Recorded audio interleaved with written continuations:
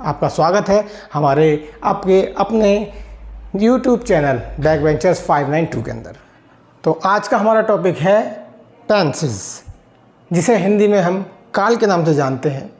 अगर हम बात करें टेंसेस की तो ये मुख्य रूप से 3 प्रकार के होते हैं: प्रेजेंट, पास्ट और फ्यूचर। प्रेजेंट, पास्ट और फ्यूचर, इनके भी अपने 4 पार्ट होते हैं, जो कि इंडेफिनाइट, कंटिन्यूअस, परफेक्ट और परफेक्ट कंटिन्यूअस के नाम से जाने जाते हैं।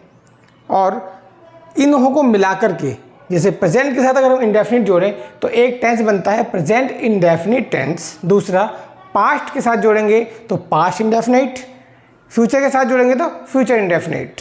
उसके बाद present continuous, past continuous, future continuous, present perfect, past perfect, future perfect. इसी प्रकार से present perfect continuous, past perfect continuous और फ्यूचर परफेक्ट कंटिन्यूअस, इस तरह से मिला करके कुल 12 टेंस बन जाते हैं। एक बार फिर से देख लीजिए, कुल हमारे 3 टेंस होते हैं। पहला प्रेजेंट, जिसे हम वर्तमान काल के नाम से जानते हैं। दूसरा पास्ट, जिसे हम भूतकाल के नाम से जानते हैं। तीसरा फ्यूचर, जिसे हम भविष्य काल के नाम से जानते हैं। प्रेजेंट जो अभी चल रहा है, तो जो भी घटनाएं हमारी अभी चल रही हैं वो हमारी प्रेजेंट टेंस के अंदर आती हैं। दूसरी पास्ट, जो बीत चुका है, जितनी भी घटनाएं हमारी बीत चुकी होती हैं वो सब पास्ट टेंस के अंतर्गत आती हैं। और जितनी भी घटनाएं आगे होंगी उन्हें हम फ्यूचर यानी कि भविष्य काल के अंतर्गत रखते हैं। और इस प्रकार 12 टेंसों के नाम हमें जरूर याद होने चाहिए। पहला प्रेजेंट इंडेफिनिट, दूसरा past indefinite, future indefinite, present continuous, past continuous, future continuous, present perfect, past perfect और future perfect, present perfect continuous, past perfect continuous और फ्यूचर परफेक्ट कंटिन्यूअस। इस तरीके से कुल मिला करके हमारे 12 टेंस बन जाते हैं। आप सभी को ये 12 टेंसों के नाम याद होना चाहिए। इसके बाद हम बाकी के टेंसों को भी एक एक करके पढ़ते जाएंगे। इसके बाद हमारा जो पहला टेंस होगा वो होगा प्रेजेंट इंडेफिनिट, जिसे हम सिंपल प्रेजेंट भी कहते हैं।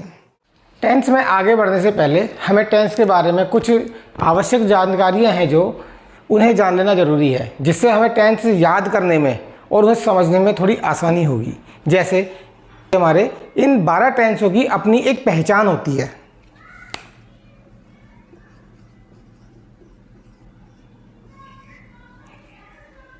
जी हाँ, जो हमारे 12 टेंस है उन 12 टेंस की अपनी पहचान होगी और उसको बनाने का एक मेथड होगा।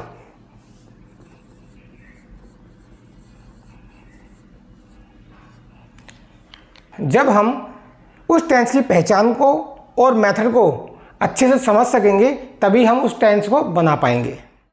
तो आप समझ गए कि हर टेंस की अपनी एक पहचान होगी।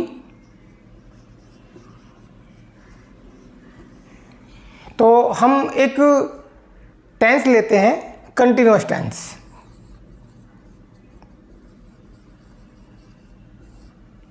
कंटिन्यूअस टेंस, तो देखिए हमारे टोटल 12 टेंस होते हैं और 12 में से 6 टेंस कंटिन्यूअस होंगे। अगर आप ध्यान देंगे तो present continuous, past continuous, future continuous, present perfect continuous, past perfect continuous और फ्यूचर परफेक्ट कंटिन्यूअस, ये 6 टेंस हमारे बनते हैं जो कंटिन्यूअस के ऊपर ही बेस हैं। और जहाँ पर भी कंटिन्यूअस आएगी उस टेंस की पहचान एक ही रहेगी, वो होती है रहा। यानी कि उसकी पहचान में रहा वर्ड आएगा। हो सकता है वो रहा है बोल दे, रहा था बोल दे या रहा होगा बोल दे। कुल मिलाकर के आपको 6 टेंस के अंदर रहा है, रही है, रहे हैं, रहा था, रहे थे, रहा होगा, रही होगी, रहे होंगे, ऐसे वर्डों की पहचान देखने को मिलेगी। लेकिन फिलहाल आप एक बात को ध्यान रखिएगा कि 12 में से 6 टेंस जो होते हैं कंटिन्यूअस होते हैं, जिनकी पहचान रहा, यानी कि उसमें रहा वर्ड आएगा आपका, ये वर्ड आएगा रहा। अब रहा के साथ है भी हो सकता है, था भी हो सकता है और होगा भी हो सकता है। इतना आप अपने दिमाग में रख लीजिएगा। एक अलग बात जो कि मैं आपको पहले बता चुका हूं कि मेथड,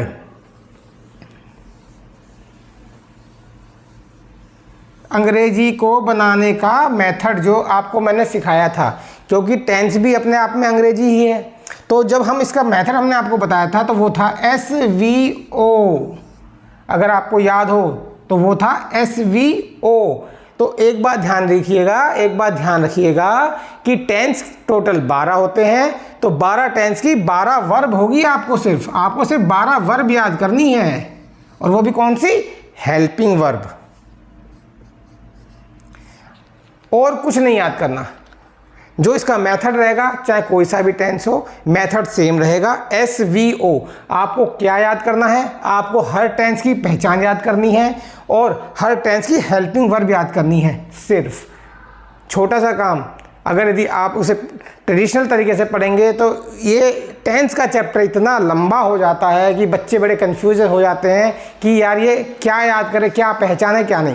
पहचान आपको ईजी करने के लिए मैंने आपको बता दी कि टेंस 12 में तो 6 टेंस कंटिन्यूस होते हैं, जिसके अंदर आपको रहा वर्ड आएगा, रहा है, रहा था, रहा होगा, 6 के अंदर। बाकी रह गए 6, उनकी छोटी छोटी सी अपनी अपनी पहचान होती है, जिसे हम जब टेंस करेंगे तो एक एक करके हम करते हुए चले जाएंगे।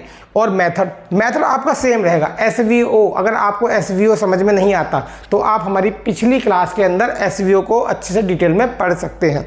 SVO मतलब S for subject, V for verb और O फॉर ऑब्जेक्ट। अच्छा, वर्ब हमारी 2 तरह की होती है, हेल्पिंग वर्ब और मेन वर्ब।